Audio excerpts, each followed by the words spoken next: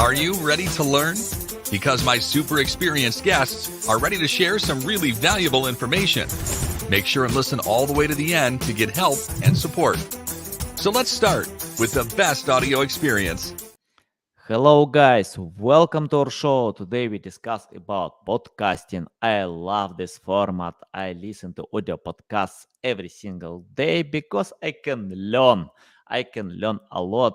And compared to many different formats, you don't need to read. You don't need to watch. You can listen. And when you walk with your dogs, when you drive, many other things, you can use this format to learn a lot more. And I'm so excited to discuss about the future of podcasting with Brett Deister. How are you? I'm good. How are you doing? Yeah, I'm doing great. I see you have studio. Love your studio, professional microphone. I think it's the most important equipment, if you're talking about podcasting. Brett, before we start, just tell me about yourself, experience, background, and why you decided to pay so much attention to podcasting, not other formats, video, text-based. Why podcasting? Well, to be honest, when I was working, I think at a Ghirardelli, which is a chocolate, but also does Sundays, I guess the best way of saying it as well. I would like announce people's orders and like, oh, you've got a great radio voice. And I was like, okay, whatever. I'm just trying to work. Like, let me get my job done. And then when I was working at a coffee shop, same thing every time when I would do like announce the orders. And so I was like, okay, well, podcasting seems like I don't have a radio station. A radio is expensive to build up on your own, but podcasting seemed like a more easier way of doing it. So let's see, it's been eight years now. So way back when podcasting wasn't as popular as it was now, I decided to just try to do it. I did an app. I don't think the app's around anymore. And then I figured out everything else along the way. So that was kind of like my podcast journey from, oh, you do have a radio voice. I was like, okay, now I got to figure all this stuff out. And I've done a pretty good job of figuring out for the most part. I mean, it's still changing and you still got to be on your toes and you still got to figure out what's going on in the podcasting space all the time. But I've figured it out for the most part. Nice. I remember our first episode that was valuable. And I want to ask from your radio voice. You highlight about your voice, but I think, many listeners, companies have no such voice, including me. And can you tell how to build this voice, how to create the voice that people wanna listen? Because I see that people bounce fast. If they're not interested, if it's boring, they can fast forget about this podcast and go ahead. It's the same with any other format. For example, blog articles, books, videos. It's important to retain them. So tell more about your natural voice and any tips for others how to create the same or similar or their voices. Well, yeah, this is just my natural voice. I'm not like trying to like really go low. This is just how I normally talk. So normally talk is always the better because people can figure out if you're trying or not eventually. I mean, you probably could fool them a little bit. And if you want to do a radio voice, you can go low if you want to, but remember you have to always think when you're going to record that you have a radio voice going on. I just naturally just have this low voice. I guess I was gifted that way, but I mean, for the most part, it's finding your audience and understanding that being controversial is fine as long as you can back it up with facts or data. Being controversial is fine as long as your audience wants to listen to that as well. And some people do, some people don't, but that's the nature of podcasting. You're giving opinions and everybody has an opinion. So just be sure to back it up because I think that's the most important thing. Back it up with whatever you can find.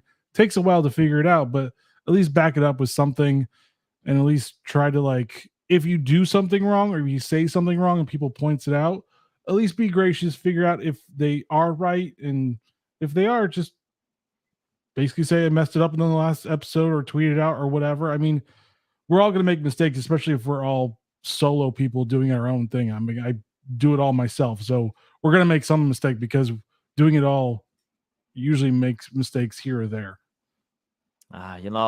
For me, it's hard to count how many mistakes I made in my life. I keep doing them, but I don't know another way how to learn about implementing something that you don't know, because I think everyone starts from best practices, generic strategies, then we can adapt to find something else that will work for us. So I think failing or mistakes part of the process. We need it. We need to make mistakes, but we can learn from them. And can you tell about this controversial part? That means, for example, if I take trending topics, popular topics, wanna share with my audience, but I need to disagree with someone else with opinion. I think it's possible in political stuff. We chatted a little bit before the podcast. You mentioned about Fox, and I know some people love reading Fox News. Someone loves CNN. It depends. So, can you tell about this controversial voice? How to be controversial, but to be honest with others about the final goal? I mean, you can be controversial and still listen to their opinion. I mean, that's the beauty of being intelligent, wise type of individual. You can disagree with people all you want, but you have to understand that they do have a certain point of view. So listening to it, I mean, I take more. I guess it. There is a Christian saying, but I kind of have adapted a little bit. It says, "Hate the sin, not the sinner." I say, "Hate the idea, but not the person." So you may not like their ideas, but they're still a person. So you can still respect the person, but still not like what they say. And still, because I mean, it's one idea, it's not their whole being, unless it's a very like core belief, then there's some things about that. For the most part, it's usually the granular things that we have the biggest misconception about. So, I mean, I talked to you, and this has been ongoing that Fox News let go of one of their biggest hosts in like almost ever besides Bill O'Reilly, but it was a little bit of a different thing. So we didn't really, and we still don't know because I mean I have a degree in PR, and I saw that press release. I was like, I don't even know why they let him go, and this looks weird, and it shocked everybody from the left to the right to the middle. Nobody saw this coming and was like, why did this happen? And then last night he put out his own video, kind of sort of because of legal reasons. He probably can't say too much, but it got, I think, in one day, and like since then until now, I think it says it's gotten about like 48 million views, way more than what he would have gotten on Fox. But regardless if you like him or hate him, he's still influential enough where it got eyeballs to actually pay attention to what he was saying. Now, like I said, you can listen to what he says, still disagree with him, but it goes into the name calling part because you can throw names all you want, but if the person doesn't care if you're about your name calling, then it doesn't really matter. But like I said, you can hate his ideas, but respect the person. Nice, nice. Yeah, I think it's hard. When you can criticize someone that they're wrong or right. We have different opinion. It's not like right or wrong. Yeah, it's opinion, and yeah, we need to respect different opinions. Sorry for my dog because I don't know another way where to put them. But anyway, yeah, we can see it's live conversation. Okay, Brett, let's talk about finding ideas that people wanna listen, consume, because most of my audience are looking for ways how to grow their businesses. So any tips how to find ideas and submit call to action, that will actually sell products in the end? Well, I mean, it's first is you got to pick a topic or whatever. So your podcast has got to be very like specific. So, example, one of my podcasts is about PC gaming, so I specifically look into that either through Twitter, Reddit, or wherever else, and then I go on from there, look at what's going on through the week, and then figure out what I'm going to be talking about throughout the week. Either it's updates on games or whatever, and it's just an example. So you got to find that spot first, and then you got to find whoever's talking about it, and then bring your own voice in. Now, unfortunately, everything seems to be political, so sometimes you got to talk about politics, regardless if you hate it or not. You can try to avoid it, but a lot of times those are the bigger news items, regardless of any industry you're in. It seems like it always comes back around. But then if you want to distribute it, I would actually look at the basically the mainstream social networks, but also the alt ones. So like Rumble is a good example of the alternative to YouTube and how they're growing themselves. So look at different avenues, because sometimes the mainstream ones can be, their rules are kind of not really clear a lot of times, and they change them all the time, and it's so hard for small creators to get their foot in the door when it's like, well, you can't talk about this, you can't say this word, you have to do this, you have to do that, and it's like, well, how do I do a show like that? I have to bleep out just about any common word that's not an actual curse word or a bad word, and so that becomes a little bit more difficult to actually manage, because I mean, you want your guests to be as comfortable. For me, I want to be them. I want to have them as comfortable as possible, because the more comfortable they are, the more willing to share, and sometimes that means they throw out an F word every once in a while. So get your ideas first, but also figure out the medium and branch out, as not too much, but enough to look at. So, like I said, Twitter, Tucker Carlson got 48 million views. Now, you may not get that, but at least you, from my perspective, that's a huge audience that I may need to look at Twitter to be a viable option for audio or video. Rumble is another like example of an alternative to YouTube, just because YouTube changes their rules every week. You got to look at alternatives, and unfortunately that does become a little bit taxing, but as long as you can like figure out where your audience is, go there wherever it is. And depending on your political ideologies, sometimes it means you shouldn't be on one or the other. Nice, nice. You mentioned that you have experience with PR. I use PR for the way to earn backlinks from authoritative websites, to create brand awareness. And yeah, we work for a long time with press releases. Can you tell your how you use PR? And I'm interested if PR can help you to grow your podcast audience, to get more recognition, or you use PR in another way, because I see everyone uses different ways. Big companies like can announce about something. Small companies can get new clients. Many companies use like link building, as I do. So your tips about using PR? Well, I think if for people that are just starting out or don't really know, the simplest way to use it is to do brand guidelines. So you have a logo, you have colors. So basically saying, hey, this is my sheet for how to use my logo or branding, and this, you can do this, this, and this. You cannot do this, this, and this. Is probably the simplest way to start out first, and then do media kits. So you have different types of stats, different types of things you can share with prospective advertisers, because a lot of them want to know the numbers, they want to know who you reach, they want to know all this stuff before they decide to do it. Now, if you are going to do the advertising route for companies, contractually wise, do 6 months or longer, because podcasting is a long-term investment. It's not short-term. So you have a company going, I want to do like a month. You'd be like, nope, I got 6 months or longer terms. And if they say no, then that's not a fit for you, and they don't really understand podcasting. So you probably didn't want them as an advertiser anyways. But I see more and more podcasters going to a subscription model anyways. So I would look at all the avenues, because again, financial, or at least financial turmoil a little bit in America because of First Republic Bank and all this other inflationary things. You might want to look at different avenues as well. But for PR specifically, just start out with simple brand guidelines on like how people can use your logo, because that's like the best way of doing it. It goes from the type of font to use, to the colors that they can use, and then the type of fonts they can't, and the colors they can't use, and the orientation of your logo is the simplest way to start out. Yeah, nice, interesting. I check out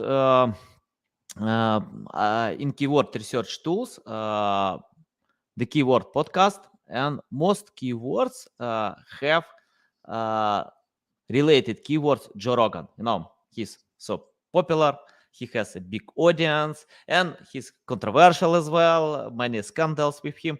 So can you tell about finding your own voice? You mentioned that you have your radio voice.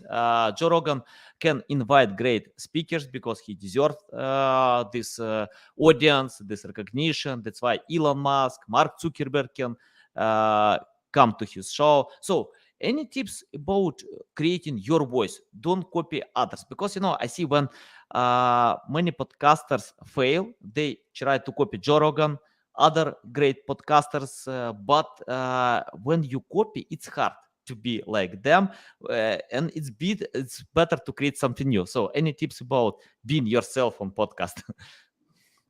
I mean, just look at your personality, even record yourself and like look at your mannerisms while you're doing it. Because you can develop it by actually looking at yourself. Or I think in college when I was doing public speaking, they made the students record themselves speaking. And it was kind of eye-opening to figure out like, oh, I seem to be somewhat charismatic and all that type of stuff. So it's like record yourself, figure out your mannerisms, or just do a recording right here and just record it and then edit it or look back at it and figure out just the pocket that you're in. Like, figure out your personality. If you don't really understand your personality, maybe talk to your family, talk to your friends, figure that part out, because that will help you along the road. Because it's just knowing who you are is probably the best avenue to figure out how you'll be able to influence others in different types of ways. But unless you figure that part out, you can imitate anybody. And I'm not saying don't imitate at all, because sometimes it is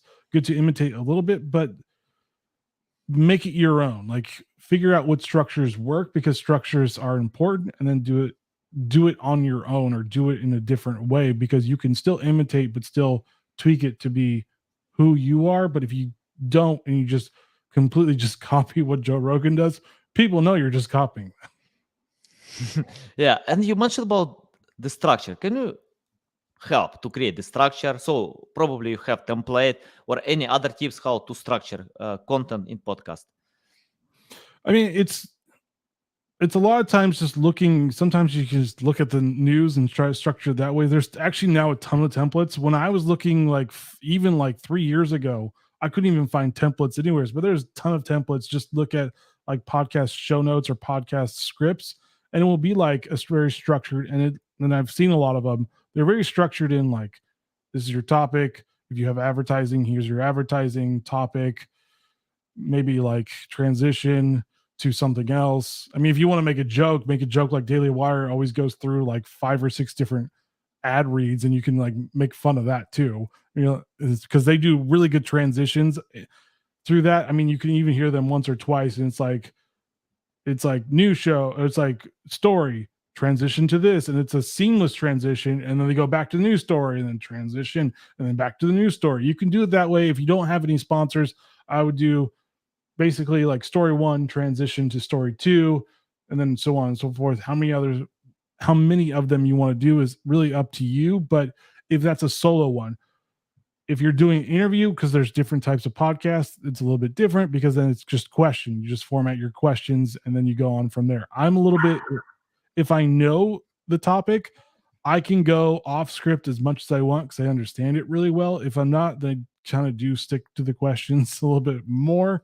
But like I said, it depends. If you have a co-host, well, then you kind of just discuss on like who's going to do what, and then you go on from there. But it really depends on what you're trying to do with your podcast. Solo, it's different from interview to co-hosts. So figure that part out first, and then go on from there. Nice. Brett, when we spoke the first time, that was in 2022 in December, and only 20 days left after launching ChatGPT. And we didn't touch this topic. Today, it's hard to avoid this topic. All industries use today AI, and it's not viral. It's daily tool. It's more like daily tool. And I see when companies use differently, and it doesn't matter what kind of niche or business. Everyone is using ChatGPT to adapt to their process. So can you tell how to use AI in podcasting, how we can adapt technologies or process that we have? by creating podcasting by using AI tools? Well, first way is you can actually ask it for what topics you want to do. I kind of like to do that manually because I like AI, but sometimes it's better to learn manually first and then use AI because you don't really know what you like or dislike from doing podcast production. And I'm not the biggest fan of writing show notes, so I've used several different tools for that, and they're actually all pretty good to a certain extent. I just found a new one for editing. But this is only for Premiere. It's called AutoPod, and it looks like it basically generates editing for your interview podcast, and it will do it for video, and it'll do it for a fee. Obviously, I think it's like $29 a month. So I asked them because I use DaVinci Resolve if they're and they haven't gotten back to me yet. But there's one way, but a lot of it's focused on the writing part and the show note parts, and then they will give you some of them will give you like how to like write posts for LinkedIn, write posts for blog posts. Like they will do it so your amount of time just trying to do that stuff gets a lot less. There also is for video editing for that as well. I think there's one called Video that I use for just it uses AI to do basically TikToks or shorts for me, and then I can look at them. I can do it manually myself. I can look at them, and then I can do that, and then I can use that, and then they will put basically transcriptions of like pop-ups or like the color pop-ups or whatever the popular thing to do. Also, DaVinci Resolve in their latest public beta, they now do auto transcriptions too. So we'll write you through your video and it's pretty accurate. So we're seeing more, or at least from my point of view, we're seeing more AI just through just the content creation in general, from video editing to audio editing to everything. So I always say still try to do it manually first so you understand how to do it, because sometimes these fail and they don't work very well and you're going to have to figure out how to do it yourself anyways. But don't be afraid to use them too, because the people that know how to use this will keep their jobs. The people that don't know how to use this probably be out of a job and then figure out how to use them. So be on the lookout for them, figure it out, but also understand the manual side of it, because that's a problem solving thing. So if AI fails or the program fails, you have another program that you can do it manually and you can still get it out on time. Because if we're all honest with this, with tech, it always somehow fails us for whatever reason. Nice. Brett, I have the question about growing audience. It's interesting that I check out data that most podcasters give up because they can't grow audience. And I don't remember exactly the number, but it's like most people don't record more than a few episodes because they can't get results from first episodes. I don't know how to do it. It takes time to learn, to improve the process. And at that point, I like recommendation from Mr. Beast, and he recommends to forget about quality in the beginning and go step by step, just to film 100 bad videos and improve a little bit. If video by video you can acquire experience and create great stuff. Today it's hard. It's hard to compete with Mr. Beast on YouTube because he's the best, and he started from scratch and built his audience. If I remember correctly, like he got the first 1,000 subscribers after posting videos an year and a half. So like 18 months for a long time. And he didn't give up. I think he loved the process. He enjoyed the process. And can you tell how to enjoy the process? How to enjoy the process and go ahead when you have no audience, when nobody cares about your podcast, but you need to go ahead to think about improving quality step by step. Well, let's at least say hello to Hassan, because he's saying hello to both of us. So hi. But to answer your question, you have to care yourself. So if you just think that everybody else is going to care and you don't care about your own stuff, that's kind of a thing that's basically like, well, maybe you should care. Also, yeah, no one's going to listen to you because no one really knows you. Unless you're a big celebrity like Tucker Carlson or somebody else that already built up their audience, then yeah, no one's going to care about you. I hate to be so blunt, but no one's going to care about you until you care, and then you go through the process. It takes about whatever, like 10,000 hours to become an expert. So you got a lot of hours if you've never actually done it to actually understand how to do this thing. Because like I started from scratch, I had to figure out that lighting is just as important as the audio and video, and background lighting is just important as the foreground lighting as well. So I mean, there are different things that we all have to understand before we get to where we're at. And yeah, it doesn't really matter about quality. I mean, I care, but no, not really, because everybody's shooting TikTok and reels and shorts, and those aren't the best quality ever. So no one really cares about it. They really care about the person that you are. Now, with that, there is going to be people that don't like you. So you really have to have thick skin, as they always say in this type of industry, because not everybody's going to like you and everybody has an opinion. That's why there's so many different podcasts out there, but everybody has an opinion. No one, you're never going to make everybody happy. So take whatever criticism they have, not to heart, but at least look at it, acknowledge it, but don't take it to heart, because you don't always have to, but learn from it. And then get to those hours where you can become the expert yourself, but you're not going to be the expert when you first start.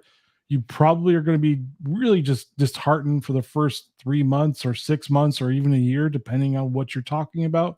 Because regardless of what you're talking about, it could be a very big audience or it could be a very small audience, but you still want to be in that small, tight audience to a certain extent so you can grow your audience. But again, no one's going to listen to you if no one really knows who you are and you have no influence at the beginning. Once you start building that influence, then people start caring about you, and then you'll get people asking to be guests. You get people asking to be on your podcast, and then you're going to have to say no, because sometimes it's like, I don't think you know what my podcast is about.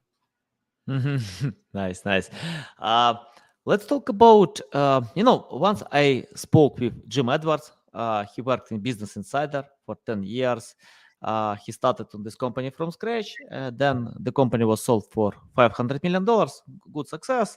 And he told me that success of Business Insider depends on creating non-boring content. Business is boring. And I often see it when I take a new business book, because I love reading books. And most business books are great for sleeping. When you have problem with sleep, just take new boring book, read it, sleep well. Can you tell how to be non-boring in business podcast? For example, if some companies decided to launch their podcast, they have a lot of value to share with others, but nobody cares about value if it's boring, if you want to sleep by consuming this value. So can you give some tips how to be non-boring by creating podcasts? The simplest way is picking the right host and the right guest, because and if you have the right host, but you have and I've done it for a couple different people, a wrong guest can really make it boring, like pretty boring, where it's to the fact where it's like, even when I was recording, sometimes I was like, this is not going to go well, but I'm going to do my best to make it as best I can. So, I mean, as a host, if you're doing interview styles, you are beholden to the guest on how interesting they are. If they're not very interesting, you can do your best to make it interesting, but if it's not, then like I said, you can only do so much. You have really only control you have is you, and if you're not owning the podcast, basically it's just you. So if you don't own the podcast, like I've done it a couple times where I am just the host and I do everything else, but I don't own the podcast. It's up to them to what they want to do, and I will do my best to make it as good as possible. Usually people on that podcast said I was pretty good at what I was doing and they enjoyed it. I had some people that I was like, this is not going to go very well, but I will do the best I can with what I have. For me, in the beginning, I like to do a throwaway question. Mine's usually about if you're a coffee or tea drinker, because I'm a huge coffee fan. So that's kind of like more my throwaway question to get them comfortable, because it's about getting them comfortable. If they're not comfortable, it gets a little sticky, but you can only do so much. So at the beginning, this is kind of how we structure, kind of just soft questions, and then the meat, and then let them plug whatever they want to plug, and then go on from there. But for businesses, yeah, it's always going to be about the topic, the host, and the guests you bring on. If you have two of them, great. And then you're just going to have to learn through processing about who to pick the right guests for. Sometimes if it's a beginning podcast, the host does have to get its feet wet to figure out how it's going to be about. And that's with even the most experienced hosts, new podcasts, you kind of got to like get into that gear, but you'll eventually get there. Yeah, nice. Got it. My dogs want to take part on this podcast, to share some valuable insights as well. So, okay, we have the question from Hassan about creating AI-generated content for website pages. You can establish consistent tone, style, and voice that aligns with your brand's identity and message. It's topic more about podcasting, but I think it's the same. Yeah, you can use your voice, your brand's identity, and sometimes it's better to be yourself than copying others. Even in, I remember a few great stories when people were not funny, but they created own voice to earn million followers because they don't copy others, and a million people are the same like them. So yeah, it's better to be yourself, even in business podcasts. Create something new, your voice, and it's much simpler to be yourself than copy others like Joe Rogan or anyone else. Okay, I have the question, Brett, about common mistakes. Can you list mistakes that podcasters still do, and your tips how to find a much better way? Well, I actually already did it twice, but the uhs and ums are probably the biggest one because I do my best to limit it, but even the best person will probably say it a few times. But yeah, if you have, that's probably the most common mistakes because even with my guests, they say it quite a bit. It's the ums, the uhs, the you knows, the likes, like all those types of filter words is probably the best way of saying it. Those can a lot of times be negated by pausing. So you can do your own thoughts and then pause and then have your brain catch up to your mouth so you're in sync again and then do it again, because a lot of times that's the probably the biggest thing is that you can say ums and uhs a lot without really knowing. So you got to be really cognizant of that because people are cognizant of it, because it's just one of those words where you're just like, you're saying that quite a bit and cutting it down. Yes, there's software for it, but when you're doing video and you're cutting the ums and uhs through software, there's a lot of jump cuts. So I would say do it while you're recording and just be cognizant of it. Redo it if you need to. Just be cognizant of it. If it's a few times, it's fine. Just don't redo it. But if it's like a lot of times, then you might just want to redo it in general. I know it might be a lot of work.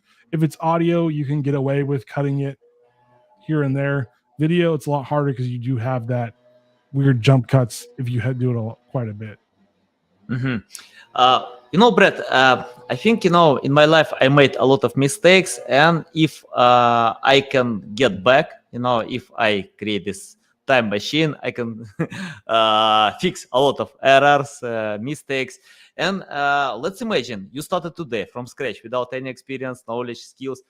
What will you do today differently by launching your first podcast?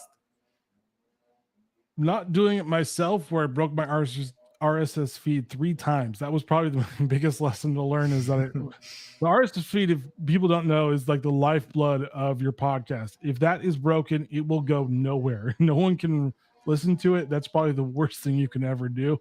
And I had to figure out, okay, I can't use this. I can't do this anymore because I'm spending way too much time figuring out how to unbreak it. And I just could never figure out. So I had to go to a podcasting hosting site. And that was the smarter thing that I did, but I learned from it. And that's probably one of the things I will do. Second is just being as niche as I can about the podcast that I launch. So I'm very intentional about that, of like, I'm just doing this. I'm doing it specifically this. If I want to do that, I will just start another podcast to do that. Also, just the timing. So if you want to do more than one podcast, you got to schedule it out. You can't do weekly then. One's got to be bi-monthly, one's got to be bi-weekly, one's got to be once a month, something like that. But schedule it out where it works for you and not working for whatever you think is the popular thing to do, because sometimes it just doesn't work out for you. And I'd rather you see people doing the work and getting it done than stressing out they're not getting it done, because that just doesn't help for anybody. But yeah, just use a podcast hosting site and just don't try to do it yourself, because it becomes more of a bigger hassle to fix things because you're the one that has to fix everything. Mm-hmm. Yeah, nice. And my final question about the future. I asked this question one more time, but for new listeners, can you predict what kind of future will be? Because the first time when I asked about this question, we didn't have AI. Today we have it. Probably AI will change. Not probably. AI will change the way how we consume content. So any tips about what kind of future will be and your tips how to adapt today to this possible future? Well, the future is going to be this type of media. We've seen through the turmoil this week of kind of looks like cable news kind of going through a pretty significant downturn. It looks like it's going that way. I mean, Pew just did last week where it says that most of, and this is only through America, but you can kind of figure out even through America where it's going. Most people that listen to podcasts do feel that podcasters are the trusted source of news, which is a lot of, I would say, a lot of responsibility to be right. So, with that knowledge, understand that when they're listening to you, they think you're getting the right information, which means that you need to at least try your best. If you're a one-man show, I understand I'm a one-man show too. Try your best to be as accurate as you can be. If you're not, then retract it or say that, I apologize. I thought I got this right. I didn't get this right. This is the real accurate information. That will go a long way into bridging that goodwill to people if you can admit mistakes. The media doesn't like to admit mistakes for whatever reason because it thinks it ruins trust. It actually doesn't. It's the opposite. It actually builds trust when you admit mistakes, but they have their own weird things. Second of all, yes, AI is eventually going to, I wouldn't say take over. Well, it could actually take over voice. There's a lot of good AI tools that do mimic voice, but I think people are still going to want to listen to actual humans. And so be on the lookout for just ways it can help automate your process where you can focus more on the content and less on the background stuff, because a lot of times the background stuff takes longer than the actual scheduling and editing and doing the stuff that actually the meat of what actually really matters. So find your AI tool that works for you. There is like a video and audio editor tool called CapCut that's free.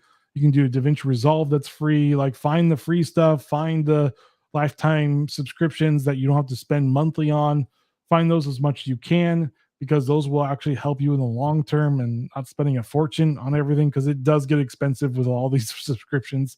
So find those as well. I think a good resource is looking at AppSumo. They have all the lifetime deals and they have a lot of good stuff, sometimes for podcasts, sometimes they're not. So you got to pick and choose which one.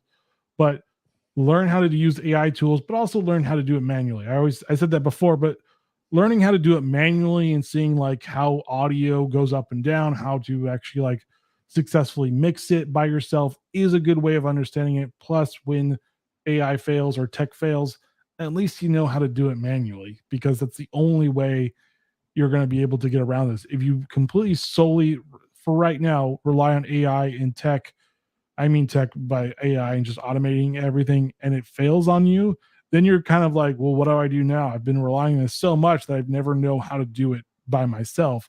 So learn both.